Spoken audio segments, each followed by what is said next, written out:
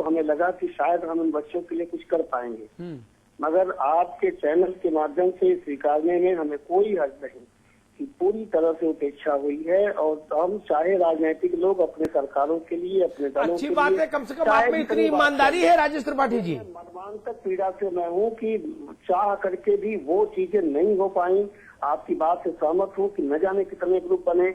हम भी जब मिनिस्टर से हॉल पैड के तो हमने कहा हॉल पैड से सारी चीजें होंगी, कई मीटिंगें हमने किया, मगर प्रशासनिक स्तर पे, अधिकारी के स्तर पे, राजनीतिक स्तर पे यकीनन मैं इस बात को स्वीकार करता हूँ कि इस मामले में सारी सरकारें फेल हो रही हैं। ये माफी शायद हमें उन बच्चों की तरफ से, उनके परिवारों की तरफ से न मिले, लेकिन इसके साथ राजनीतिक सक्रियता का भाव, प्रशासनिक सक्रियता का भाव, और अन्यथा न लीजिएगा मीडिया के स्तर पे भी। आज मीडिया कुछ वर्षों में वाकई बहुत जागरूक हुई है, हम लोग इस बात के लिए साधुवाद भी देते हैं, मगर ये पूरा का पूरा जो सोशल वहाँ के लोग हैं, जो एनजीओज हैं, उन लोगों की भी पूरी की तरह से, जहाँ हजारों मौतें हो चुकी हों, हाँ। और वहाँ पे उस पे केवल बयानबाजी होती हो, ये दुखद है। और मेरे पास कोई इसके अलावा शब्द नहीं है कि हम लोग फेलोर हुए हैं, हमारे अपने बच्चे दम तोड़ रहे हैं और हम लोग केवल बयानबाजी बन के रह गए। राजेश त्रिपाठी जी, मैं आपकी तारीफ जरूर यहाँ पर करना चाहूंगा। बहुत अच्छे से, बहुत ईमानदारी से आप ये बात स्वीकार कर रहे हैं। शायद ये जिन्होंने अपने अपनों को खोया है उनके ऊपर थोड़ा सा मरहम लगा है, लेकिन बड़ा सवाल बार बार फिर वही है कि आखिर जब 1956 में तमिलनाडु से इस बीमारी को आजाद कराया जा सकता है, तो फिर हमारा उत्तर प्रदेश, हमारा बिहार, हमारा उत्तराखंड में भी एक दो मामले इस बीमारी के रिपोर्ट हुए हैं। हालांकि उसकी जांच के बाद अभी तक उसकी रिपोर्ट हमारे पास नहीं है। सवाल यह बड़ा है कि आखिरकार ऐसे मामले, ऐसी बीमारी इतने वर्षों से लगातार बच्चों को अपना शिकार बना रही है, लेकिन सिस्टम को, सरकारों को, राजनेताओं को समझ में कब आएगा, कब हम आजादी दिला पाएंगे? इस सवाल के साथ फिर लौटूंगा। माफ कीजिएगा राजेश त्रिपाठी जी, आप रहिए हमारे साथ, कुशवाहा जी बने हुए हैं हमारे साथ, एक ब्रेक ले रहे हैं, तुरंत लौट के आते हैं। पहले मार गरीबी की, अब बीमारी से बेहाल, सोई रही सरकारें, मर रहे नौनिहाल, बीमार बेहाल नौनिहाल। उत्तराखंड सरकार ने अपने अल्प कार्यकाल में ही किसानों, शिक्षकों, छात्र छात्राओं, सैनिक कल्याण व दैवीय आपदा वाले क्षेत्रों को राहत देने के लिए महत्वपूर्ण निर्णय लिए हैं। गन्ना किसानों को 138 करोड़ रुपए की धनराशि मंजूर। इसके अलावा उच्च शिक्षा के क्षेत्र में कॉलेज प्राध्यापकों की भर्ती के लिए उच्च शिक्षा चयन आयोग स्थापित कर लगभग 850 प्राध्यापकों की भर्ती करने का सरकार ने निर्णय लिया है। प्राथमिक विद्यालय के सहायक अध्यापकों की नई भर्ती अब ब्लॉक कैडर के आधार पर होगी। डिग्री अध्यापकों की रिटायरमेंट की आयु सीमा 60 से बढ़ाकर 65 वर्ष कर दी गई है। पीपीपी मोड पर पॉलिटेक्निक, इंजीनियरिंग व सीबीएसई पैटर्न पर स्कूल खोले जाएंगे, जिनमें 50% SC वर्ग के छात्रों के लिए सीटें आरक्षित रहेंगी। इसके अलावा 5 नए राजीव गांधी नवोदय विद्यालय भी स्थापित किए जाएंगे। प्रत्येक स्कूलों में कक्षा 1 से 8 तक के सभी छात्रों को निःशुल्क यूनिफॉर्म की सुविधा। सरकार ने सैनिकों के प्रति सम्मान देते हुए सैनिक विधवाओं की पुत्री के विवाह के लिए सहायता राशि को 20,000 रूपए से बढ़ाकर 50,000 रूपए किया है। राजकीय सेवाओं में सामान्य वर्ग में आवेदन की आयु सीमा को 35 वर्ष से बढ़ाकर 40 वर्ष कर दिया गया है। राज्य सरकार ने प्रदेश के शिक्षित बेरोजगारों के लिए बेरोजगार सह कौशल विकास भत्ता योजना को नवंबर माह से लागू करने का प्रावधान किया है। उत्तराखंड की बहुगुणा सरकार प्रदेश के हर घर में विकास की योजनाओं को पहुँचाने के लिए प्रयासरत है।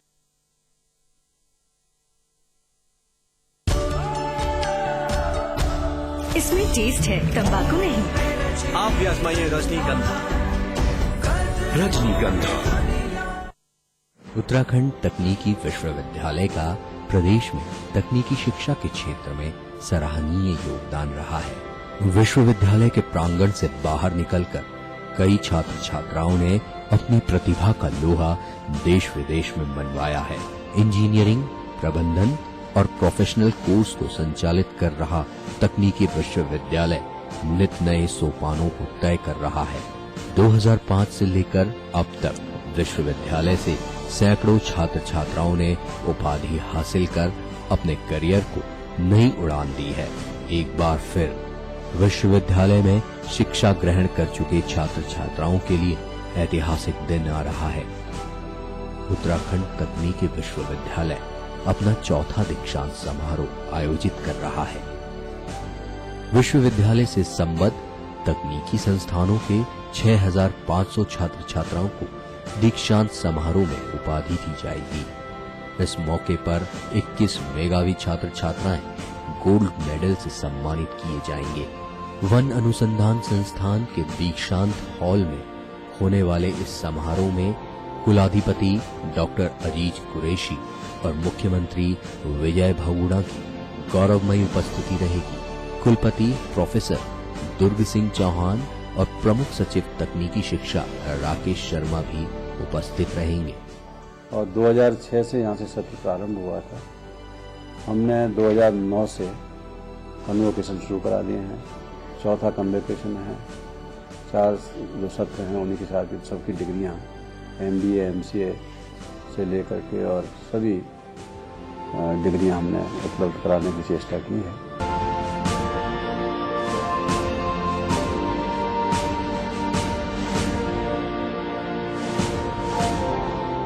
मार गरीबी की, अब बीमारी से बेहाल, सोई रही सरकारें, मर रहे नौनिहाल, बीमार बेहाल नौनिहाल।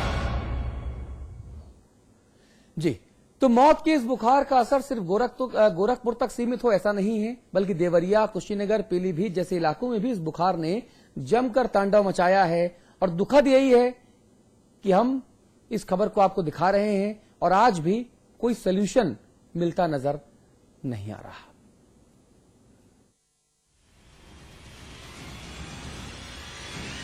गोरखपुर में करीब 1000 से ज्यादा बच्चे मौत की नींद सो चुके हैं।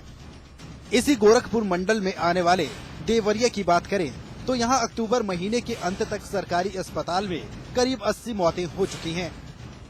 अगर ग्रामीण और दूर दराज के इलाकों को भी शामिल कर लें तो ये आंकड़ा करीब 300 के आसपास पहुंचता है। अस्पतालों में भर्ती सैकड़ों मरीज अब भी जिंदगी और मौत से जूझ रहे हैं। यही हाल कुशीनगर और महाराजगंज जैसे जिलों का भी है। इसके अलावा इस साल दिमागी बुखार ने जिस इलाके को सबसे ज्यादा थर्राया वो है पीलीभीत, जहां आए दिन मासूमों की मौत की खबरें सुर्खियां बनी। लेकिन सुर्खियों पर ध्यान देने का वक्त प्रशासनिक अमले के पास कहां, लिहाजा मासूमों की मौत का सिलसिला अपनी रफ्तार से चल रहा है। जब भी ऐसे मामले सामने आते हैं तो अचानक से स्वास्थ्य महकमा मुस्तैदी दिखाने लगता है। आनन फानन में हैंडपंप चिन्हित होने लगते हैं, हैंडपंपों की रीबोरिंग होने लगती है, कीटनाशकों का छिड़काव शुरू हो जाता है। लेकिन तब तक बीमारी का वायरस इतना फैल चुका होता है कि ये सारे प्रयास महज दिखावे के ही साबित होते हैं। मरीज बच गए तो क्रेडिट के लिए हो हल्ला और मर गए तो मुआवजे का ऐलान। कहानी खत्म। लेकिन कहानी को खत्म करने के इसी अंदाज का नतीजा है कि चेहरे तो बदल जाते हैं, लेकिन हर मॉनसून के साथ हजारों नई कहानियों की इबारत लिखनी शुरू हो जाती है। ब्यूरो रिपोर्ट, समाचार प्लस। लक्ष्मीकांत वाजपेयी जी के पास चलूंगा। वाजपेयी जी, सबसे पहले मैं माफी मांगूंगा आपसे कि इतनी देर के बाद मैं आपके पास आने की धृष्टता कर रहा हूं। दरअसल योगी जी थे तो मुझे लगा कि शायद योगी जी भारतीय जनता पार्टी को कॉम्प्लीमेंट कर रहे हैं। दरअसल वो एक दूसरे को जो है वो पूरा कर रहे हैं। अब मैं आपके पास आ रहा हूं। वाजपेयी जी, मुझे एक चीज तमाम चर्चा के दौरान जो समझ में आई वो ये कि साहब, कौन कहता है आसमां में सुराख नहीं हो सकता, एक पत्थर तो तबीयत से उछाल कर देखो यारो। दरअसल सरकारों ने, राजनेताओं ने उस पत्थर को उछाला ही नहीं, इच्छा शक्ति दिखाई ही नहीं। क्योंकि जैसे राजू साहब कह रहे हैं कि जब 56 में तमिलनाडु इस बीमारी की पकड़ की जकड़ से मुक्त हो सकता है तो फिर हमारा यूपी क्यों नहीं हो सकता? वाजपेयी जी, मैं बिल्कुल आपसे सहमत हूं। पत्थर को उछालने की इच्छा शक्ति राजनीतिक लोगों में वोट बैंक की अहमियत के कारण नहीं है। सरकार हमारे दल की भी रही, हो सकता है कुछ करने का प्रयास किया गया हो ईमानदारी से, लेकिन उस कार्य के यदि परिणाम नहीं आ रहा तो निश्चित तौर पर हमको ये मानना चाहिए कि हमारे सफलता नहीं मिली। हाँ। कुल मिलाकर इस सत्य को स्वीकारते हुए मैं इस बीमारी को जोड़ना चाहता हूं विकास से। इस बीमारी को जोड़ना चाहता हूं एक जुमले के साथ, जो सर्वाइवल ऑफ द फिटेस्ट, जो साधन संपन्न व्यक्ति है समाज का, मध्यम वर्ग का व्यक्ति है, वो अपने 10 तरह की व्यवस्थाएं करके अपने बच्चे को, अपने परिवार को इससे रक्षा कर लेता है। लेकिन जो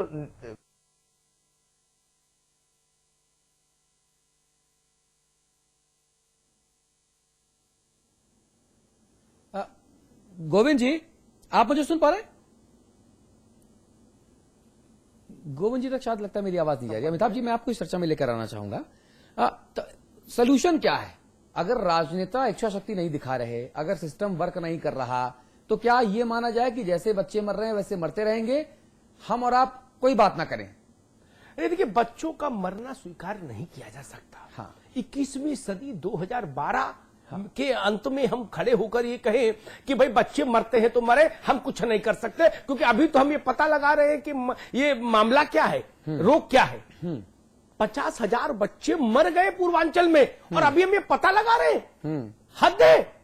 मैं कुशवाहा की इस बात से कतई इत्तेफाक नहीं रखता कि अहमद हसन ने कमेटी बनाई। अरे तमाम मंत्री आए और मुख्यमंत्री आए, कमेटी बना गए, 50,000 कंधे लाश ढो चुके। पंडित जी के समय में लोकसभा में बहस हुई पूरब के सूखे पर, वहां से एक सांसद आते थे, उन्होंने दृश्य बताया, उन्होंने कहा गाय और भैंस के गोबर में जो साबुत अनाज के दाने हैं उनको बीन कर खा रहे हैं लोग। इस ढंग की स्थिति, पंडित जी की आंख में आंसू आ गया था। मूल सवाल है, आंख का आंसू खत्म हो गया राजनेताओं के, आंख का पानी खत्म हो गया, इसलिए ये स्थिति है।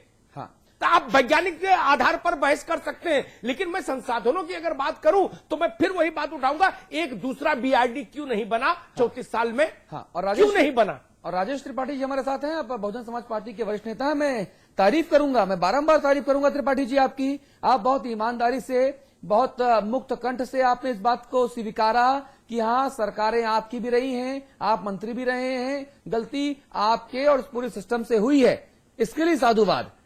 लेकिन अब आगे क्या?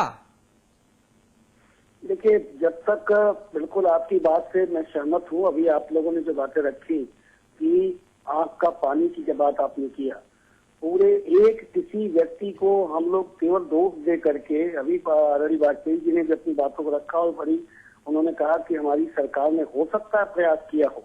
हम लोग वहाँ के बासिंदे हैं, उन बच्चों को मरते देखा हम लोगों ने, और उस जगह से होकर के एकाएक राजनीति में आए हैं। लेकिन उस सच्चाई से केवल इस नाते हम वो बोले कि अब हम खद्दरधारी हो गए हैं, इस नाते हमको अपनी बातों को जो है वो शब्दों के कलेवर ओढ़ लेना चाहिए। सच यही है कि पूरे मनोयोग से जब तक, और ये बीमारी का जनजागरण ही प्रमुख इलाज है जो नहीं हो रहा। और एक मेडिकल कॉलेज की बात हम लोगों ने जब की थी तो उसको ये हुआ था कि एम्स करना चाहिए, एम्स बनाया जाना चाहिए, और विधानसभा में मजाक बना था कि सारे विधायक उठ करके ये कहने लगे थे मेरे जिले में एम्स बनना चाहिए, मेरे जिले में बनना चाहिए। और मैंने तब भी कहा था कि हम जिस बात के लिए, हम गोरखपुर के लोग, पूर्वांचल के लोग जिस कारण से एम्स मांग रहे हैं, भगवान न करे उन जिलों में भी वो आपदाएं आए। हम तो 50,000 बच्चों की लाशों पर वो एम्स चाह रहे हैं कि हमारी यहाँ सब कुछ इतनी त्रासदी है। तो एक स्वाइन फ्लू होता है, पूरे दुनिया में हाहाकार मच जाता है भारत के लोगों में, डेंगू से मर जा रहा है, 100-200 लोग मरते हैं, यकीनन एक मौत भी बुरी होती है, मगर हमारे लिए आवश्यक है। और यकीनन गोरखपुर शहर में तो एक वक्त था कि 9 जोन में 9 कैबिनेट मिनिस्टर थे, और 9 कैबिनेट मिनिस्टर के बावजूद वहाँ पे कुछ नहीं हो पाया था। यकीनन एक दूसरे को दोष देने की बजाय अब भी जब भी कहते, अभी आपने बिल्कुल कहा कि जो हुआ अब से क्या हो, यकीनन सभी लोगों को इस बात पे कि ये एक महामारी है। आज तक हम लोग चिल्लाते रह गए मीडिया में जब थे तब भी, और उसकी बात पॉलिटिकल हुए तब भी, कि भाई इसे महामारी का रूप तो दिया जाए, महामारी का नाम तो दिया जाए। हम ये भी नहीं कर पाए। हम लोगों ने कहा कि टीकाकरण अभियान परमानेंट पल्स पोलियो की तरह से अभियान चला दिया जाए, वो भी नहीं हो पाया। तो निश्चित रूप से प्रशासनिक अक्षमता भी इसको हम कहेंगे। हमने प्रोजेक्ट दिया था एक पॉलिटिकल रूप में, मगर अधिकारियों ने उसको नकार दिया। मैं क्या बताऊं? तो अधिकारी के स्तर पे भी पूरी तरह से उदासीनता है। अधिकारी स्तर पे अगर ये चीजें आवे, क्योंकि आज की तारीख में एक कड़वी सच्चाई है जिस तरह से चल रहा है, यकीनन जब तक इन सारी चीजों पे वहाँ पे जन जागरण अभियान ग्रास रूट से शुरू करा करके नहीं होगा। उसमें राजनीतिक लोग भी बिना राजनीतिक दल के भेदभाव किए, प्रशासनिक अमला, एनजीओ, सारे मीडिया तो खैर अपनी आवाज को बुलंद किए हुए इस समय साधुवाद का बात मैं पहले ही बता रहा था। करना होगा। ये है शब्दों के जाल में इसको न फंसाया जाए। जी वाजपेयी जी, शायद ये जो त्रिपाठी